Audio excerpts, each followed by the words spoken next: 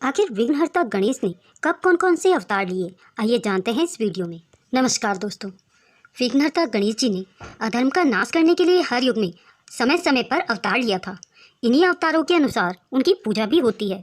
पुराणों के अनुसार हर युग में आसुरी शक्ति को खत्म करने के लिए उन्होंने विकट, महोदर, विघ्नेश्वर जैसे 8 अलग अलग नामों के अवतार लिए थे। ये 8 अलग अलग अवतार कौन कौन से हैं जो मनुष्यों के हर तरह के दोष को दूर करते हैं? इन 8 दोषों का नाम काम, क्रोध, मद, लोभ, ईर्ष्या, मोह, अहंकार और अज्ञान है। गणपति जी का कौन सा अवतार इस दोष को खत्म करता है, आइए जानते हैं इन पौराणिक कथाओं में। पहले है महोदर। जब कार्तिकेय ने तारकासुर का वध कर दिया था तो दैत्य गुरु शुक्राचार्य ने मोहासुर नामक दैत्य को देवताओं के खिलाफ खड़ा कर दिया था। मोहासुर से मुक्ति के लिए देवताओं ने भगवान गणेश की उपासना की। तब भगवान गणेश ने महोदर अवतार लिया था। महोदर यानी बड़ी पेट वाले।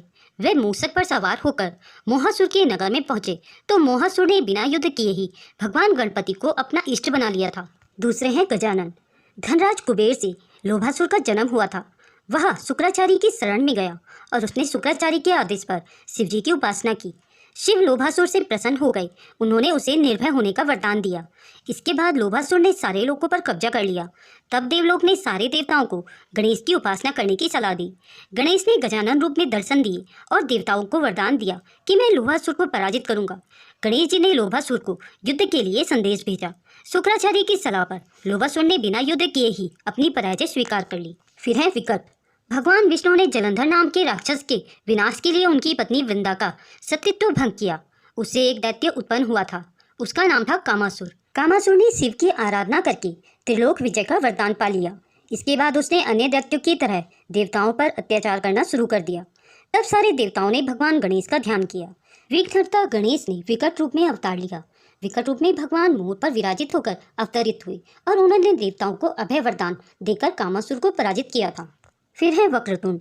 भगवान गणेश ने इस रूप में राक्षस मत्सरासुर के पुत्रों को मारा था। ये राक्षस शिव भक्त था और उसने शिव जी की तपस्या करके वरदान पा लिया था कि उसे किसी से भय नहीं रहेगा। मत्सरासुर ने देवगुरु शुक्राचार्य की आज्ञा से देवताओं को प्रताड़ित करना शुरू कर दिया। उसके 2 पुत्र भी थे, सुंदर प्रिय और विषय प्रिय। ये दोनों ही बहुत ही अत्याचारी थे। सारे देवतागण शिव की शरण में पहुंच गए। भगवान शिव ने उन्हें आश्वासन दिया कि वह गणेश का आवाहन करें। गणपति वक्रतुंड अवतार लेकर आएंगे। देवताओं ने आराधना की और भगवान गणेश ने वक्रतुंड के रूप में मत्सरासुर के दोनों पुत्रों का संहार किया और मत्सरासुर को भी पराजित कर दिया। वही मत्सरासुर बाद में गणपति का भक्त हो गया था। एकदंत। महर्षि च्यवन ने अपने तपोबल से मद नाम के राक्षस की रचना की। यह च्यवन का पुत्र कहलाया। मद ने दैत्यों के गुरु शुक्राचार्य से दीक्षा ली। शुक्राचार्य ने उसे हर तरह की विद्या में निपुण बनाया। शिक्षा होने पर उसने देवताओं का विरोध करना शुरू कर दिया। सारे देवता उसे प्रताड़ित रहने लगे। तब सभी देवताओं ने मिलकर भगवान गणपति की आराधना की।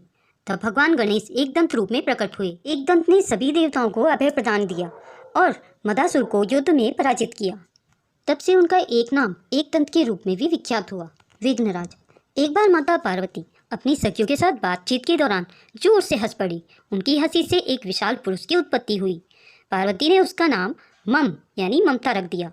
वह माता पार्वती से मिलने के बाद वन में तप के लिए चला गया। वहीं वो संभासुर से मिला। संभासुर ने उसे कई आसुरी शक्तियां प्रदान की। उसने मम को गणेश की उपासना करने को कहा। मम ने गणपति को प्रसन्न कर ब्रह्मांड का राज्य मांग लिया। सम्रासुर ने उसका विवाह अपनी पुत्री मोहिनी के साथ करा दिया। शुक्राचार्य ने मम के तप के बारे में सुना तो उसे दैत्यराज के पद पर विभूषित कर दिया। ममासुर ने भी अत्याचार शुरू कर दिए और सारे देवगणों को बंदी बनाकर कारागार में डाल दिया। तब देवताओं ने गणेश की उपासना की। भगवान गणपति ने विघ्नेश्वर के रूप में अवतरित हुए। उन्होंने ममासुर का मान मर्दन किया और देवताओं को छुटकारा दिलवाया। गणपति जी का एक अवतार धूम्रवर्ण है। एक बार सूर्य देव को छींक आ गई और उनकी छींक से एक दैत्य की उत्पत्ति हुई। उसका नाम था अहम। वो शुक्राचार्य के समीप गया और उन्हें अपना गुरु बना लिया। गुरु शुक्राचार्य ने उसका नाम अहम से अहंतासुर कर दिया। उसने खुद का एक राज्य बसा लिया। अहंतासुर ने भगवान गणेश का तप कर उन्हें प्रसन्न करके वरदान प्राप्त कर लिए और फिर उसने भी देवताओं पर अत्याचार और अनाचार शुरू कर दिया। तब गणेश ने धूम्रवर्ण के रूप में अवतार लिया। उसमें विघ्नहर्ता गणेश जी का रंग धुएं जैसा था। वे विकराल थे और उनके हाथ में भीषण पास था जिससे बहुत सारी ज्वालाएं निकल रही थी। धूम्रवर्ण अवतार में भगवान गणेश ने अहंतासुर को हरा दिया। युद्ध में हरा देने के बाद भगवान ने उसे भक्ति प्रदान की। लंबोदर। क्रोधासुर नाम के दैत्य ने सूर्य देव की उपासना करके उनसे ब्रह्मांड विजय का वरदान ले लिया। क्रोधासुर के इस वरदान के कारण सारे देवता भयभीत हो गए। वो युद्ध करने निकल पड़े। तब भगवान गणपति ने लंबोदर रूप धरकर उसे रोक लिया। क्रोधासुर को समझ आया और उसे यह आभास दिलाया कि वो संसार में कभी अजय योद्धा नहीं हो सकता। तब क्रोधासुर ने अपना विजय अभियान रोक दिया और सब कुछ छोड़कर पाताल लोक में चला गया।